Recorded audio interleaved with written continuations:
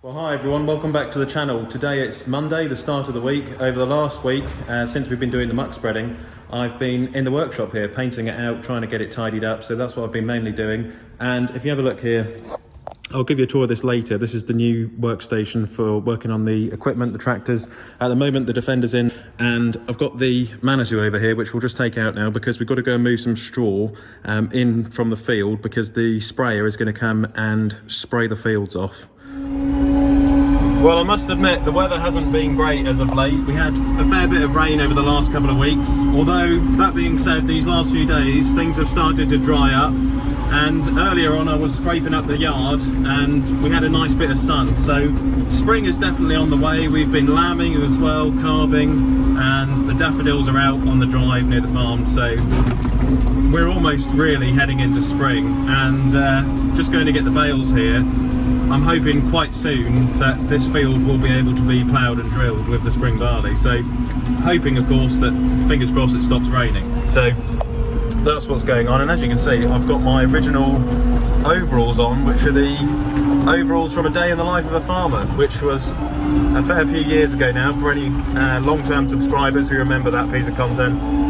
These are my classic overalls, which I really just use for land work now. That's what I get them out for. All my other ones are completely destroyed, all my other overalls, but these ones are a nice pair of overalls. I don't think you can get them anymore. I will ask at the dealership if I can buy them, but I think they've changed the design. But they're a lovely sort of classic set of overalls, really classic John Deere. So yeah, we've got a few little bales here, just off here, before the sprayer comes in. Now of course we're back in our 630, the 105, and the MLA has gone back. I am in talks actually at the moment about the sort of 105 we've got here, about changing it for something a bit more modern, I suppose, towards the end of the year, the 635 or the 630 115. But that being said, this one's doing a great job. It all really comes down to the cost to change and the warranty, so we'll have a look later down the line. But like I say, this one's been great so far. Another solution was in the smaller parts of the yard. We might look at a smaller telehandler, like an MLT 625. So we can do the scraping out without having to use a scraper tractor, which would be really good.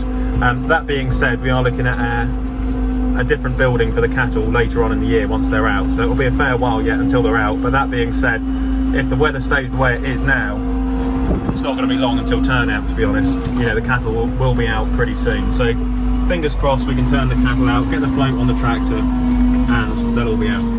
Alright, so we're back in the yard. Just for now, we're going to bring these bales in and put them in this shed, and then I'm hoping to clear the rest of the bales out here and use it to put a tractor in, either the 6.9 or the 6R. That being said, the 6.9 has been living with the lambs, the sheep and lambs in the shed, the ewes. So it's actually in the dry for now, that machine. But yeah, we'll go and get the rest of these bales, and then we'll go back to the workshop and have a chat. Alright, hopefully you can see, they're the bales we just brought in there. We've just left the telehandler there for a second. So I thought I'd show you the workshop, which we've recently done up. So I spent most of Christmas painting the walls and trying to tidy the place up. I drilled a vent on there earlier with a drill. We've got the 135 in at the moment, the tractor which was restored by Young's. I have this on a trickle charger at night to charge it up. It's going to some shows later on in the year. I'm hoping to do Henham Steam Rally with it, which will be in the autumn time. Of course, the balers at the back as well. This is all being cleaned off and prepared, ready for silage 2024, which is going to start in June time. So it's not a million miles away now.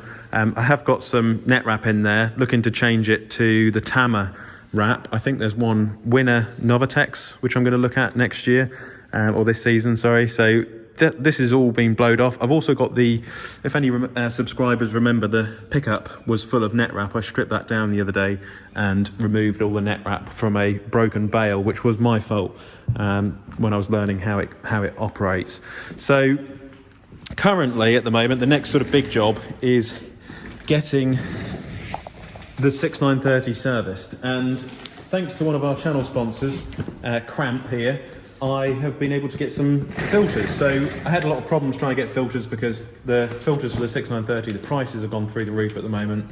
And Kramp got in touch and said, look, if you'd like some more affordable filters, we can get you some genuine John Deere ones, but they will be at a slight discount, but they're still John Deere. I think it actually says on the filters here, made in Poland, but they are genuine John Deere filters. So that's what I was after really for the 6930. I'll leave a link in the description if you also want to get some discounted filters. They do John Deere filters for most models of John Deere now, so 6R and of course the 30 series, the 10 series, 20 series, all that sort of thing. So that machine will be coming in here. It will be repaired, serviced. There's a small seal which has gone on the bottom of the link arms. That's got to be fixed, and we're going to try and do it ourselves. So I've got the tools in the toolbox. I've got the pit underneath the Land Rover at the moment. So that was an old potato store, and if you take the boards out, you actually have access to an underfloor system in the grain store, so that you can see underneath machinery. I use it sometimes to check on the seal, the prop shaft seal on that Land Rover, and it has worked really well.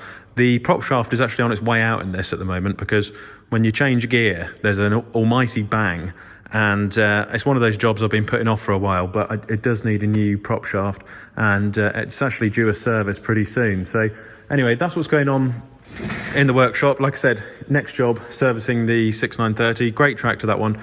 Just needs some TLC really. You know, all of these things are getting more and more expensive to maintain, and if you can do things yourself a little bit to try and keep them in good condition, you're saving, you know, the farm money basically.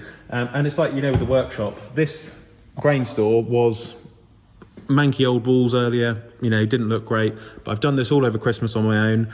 I had it quoted up by a painter to do it, and in the end it was too much, so I decided to do it myself. So you can do things yourself if you put the time and energy into it. I've been spending the evenings doing it more than anything to try and improve it, and it has just worked really well. Something else I'm after as well is one of these, which is a Blue Point trolley to go in the corner over there.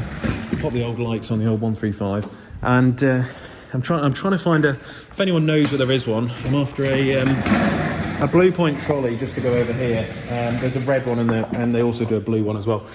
Picked this up as well, which I thought was quite good. Massey Ferguson 135 parking, 6R poster. Bit of fun. You got to have a bit of fun in life. But yeah, that's what's going on. And later on, very soon, we'll be doing the silage. We've got the crone mower, which will be going out with the 6930 to go and cut the grass down at the marshes, and then the coon tedder, the fent baler, and the Tanko wrapper as well. That's what's going to be going on later on this year, silage. I'm thinking about doing some silage pre-maintenance this year with some chain harrows and a small grass roller, so we can do a bit of work to try and get the grass ready for silage. Now, on another note, unfortunately, last month I wasn't able to go to the Cheffins machinery auction, which we really wanted to go to, which was in February.